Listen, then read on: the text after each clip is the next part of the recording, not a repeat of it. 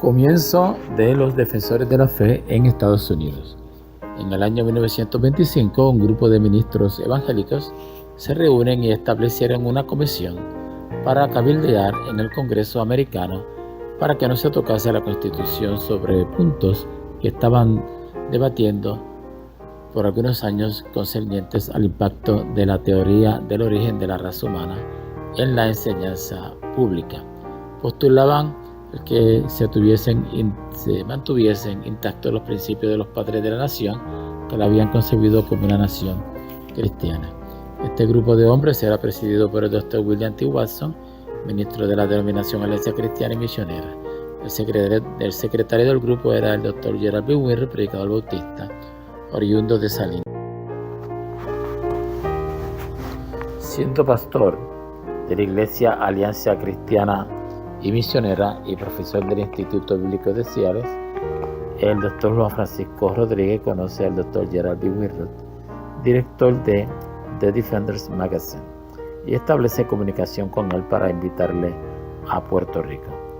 Esta invitación da paso más tarde para establecer en Puerto Rico el movimiento internacional de los defensores de la fe. El Dr. Rodríguez vino a ser el primer superintendente general de los defensores de la fe en Puerto Rico. La iglesia de Guayama pasó a ser la primera iglesia de los defensores de la fe cristiana en Puerto Rico.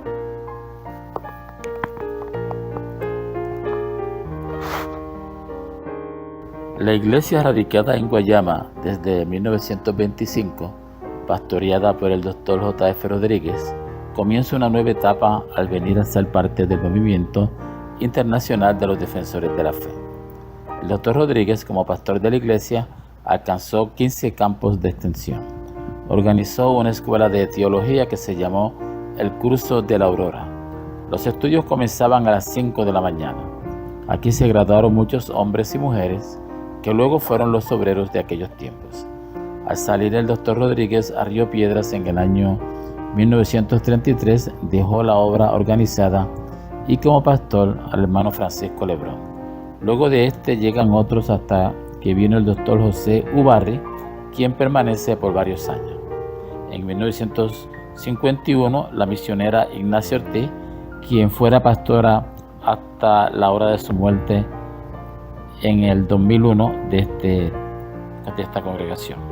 Durante este periodo la iglesia tuvo un gran crecimiento dado al trabajo intenso de la reverenda Ortiz.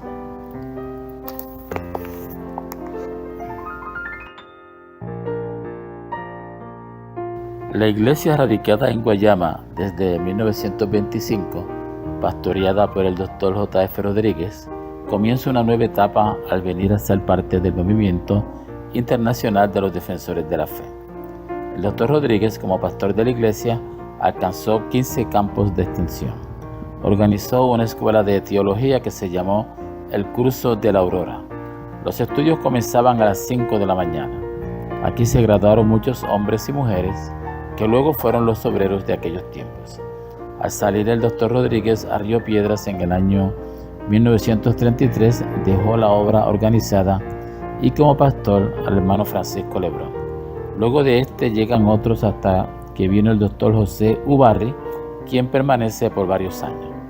En 1951, la misionera Ignacia Ortiz, quien fuera pastora hasta la hora de su muerte en el 2001 de esta congregación.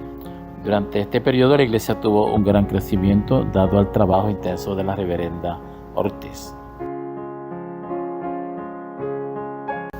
En el artículo Política Cultural del Protestantismo, 1898, Samuel Silva Gotay nos dice: la política cultural del protestantismo en Puerto Rico, luego de la invasión norteamericana en el 1898, estuvo determinada en gran medida por los siguientes acontecimientos. Por un lado, por la cultura expansionista del capitalismo liberal de la época y por otro, por la efervescencia del movimiento misionero tardío en su relación con el conjunto de acontecimientos concretos respecto a la guerra en Cuba. Debe quedar claro metodológicamente que al analizar la ideología de la teología misionera, se debe mantener claramente identificados el contexto ideológico o visión del mundo misionero, por un lado, y la tarea concreta y principalísima de la evangelización, por el otro, ya que es importante que no se confunda en su ideología con su pasión evangélica ni negar su ideología, sino más bien investigar la manera como se articulaban la una con la otra en las situaciones concretas del proceso de evangelización. Como expresión de esta concepción teológica e ideológica, y con gran sentido de devoción, entrega y sacrificio, los misioneros se desparramaron por pueblos y campos predicando el Evangelio. Establecieron escuelas donde no llegaba la instrucción pública, puntos de predicación que habrían de convertirse en capillas y congregaciones, escuelas bíblicas, escuelitas de verano, sociedades de damas, caballeros y jóvenes, centros de servicios sociales comunales, guarderías, orfanatos, hospitales, institutos bíblicos para la formación de predicadores puertorriqueños y luego seminarios. Además, se publicaron revistas. Cejamos la cita. Es pertinente conocer los orígenes del Evangelio en Puerto Rico para entender el origen de los defensores de la fe.